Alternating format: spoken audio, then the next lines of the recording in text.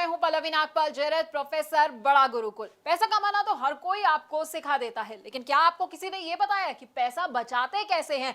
जानते हैं मैं ये बात क्यों कह रही हूं? क्योंकि ये कहा जाता है कि एक एक बचाया हुआ रुपया कमाए हुए एक एक रुपए के बराबर होता है।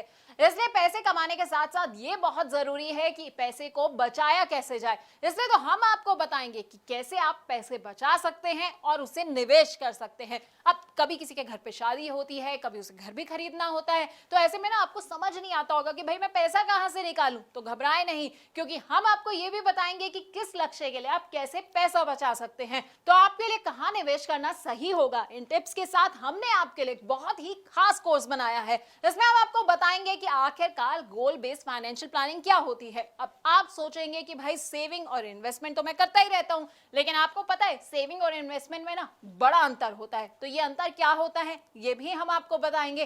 पोर्टफोलियो मैनेजमेंट क्या होता है और कैसे आप गोल बेस्ड अपना पोर्टफोलियो बना सकते हैं, ये हम आपको समझाने वाले हैं। अब कई तरह के ना सिनेरियोज होते हैं, जैसे कि लोग क्या करते हैं, थोड़ा थोड़ा पैसा जो है वो हर महीने की सैलरी से निकालते हैं और उसे निवेश कर देते हैं। तो कई लोग क्या करते हैं कि बोनस मिला और सारा का सारा पैसा निवेश कर दिया। तो कौन सा सिनेरियो किसके लिए सही रहता है ये हम आपको बताएंगे। अपने कोर्स में हम आपको म्यूचुअल फंड्स के बारे में भी बताएंगे। और अगर आपके कुछ शॉर्ट टर्म गोल्स हैं, जैसे कि आप सोच रहे हैं कि भाई 6 महीने के बाद जो है ना मैं एक स्कूटर खरीद लेता हूं, या मैं सोच रहा हूं कि 6 महीने के बाद जो है बच्चों को घुमाने ले जाऊं, तो ऐसे गोल्स के लिए पैसा कैसे आपको इकट्ठा करना है ये हम आपको बताएंगे। अब कई आपके गोल्स ऐसे होंगे जो मीडियम टर्म होंगे, यानी कि आप सोच रहे होंगे कि भाई एक फॉरेन में अच्छी सी वेकेशन प्लान कर ली जाए, या फिर मेरे बच्चे की पढ़ाई जो है ना खत्म होने वाली है, अब उसकी हायर एजुकेशन की बारी आने वाली है, तो भाई मुझे उसके लिए पैसा कैसे इकट्ठा करना है, तो वो हम आपको बताएंगे। कौन कौन से म्यूचुअल फंड्स जो आप ऐसे में चुन सकते हैं, हाइब्रिड फंड्स ले सकते हैं, बैलेंस एडवांटेज फंड ले सकते हैं।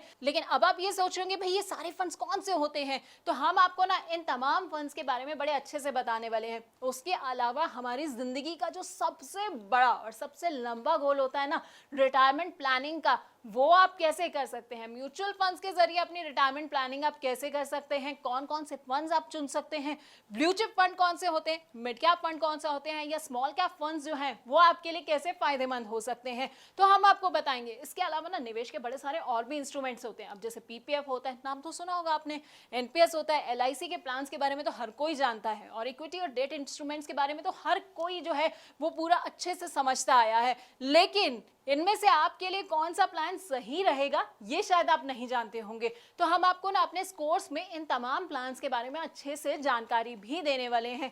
और अगर आप रिटायर हो चुके हैं और आप सोच रहे हैं कि भाई मुझे तो बड़ा सारा रिटायरमेंट के बाद जो है ना पैसा मिल गया है, अब इसे मैं कहां पर निवेश करूं, तो बस आपको टेंशन नहीं लेनी है, क्योंकि हम आपको ये भी बताएंगे कि रिटायरमेंट के बाद आप कहां निवेश कर सकते हैं।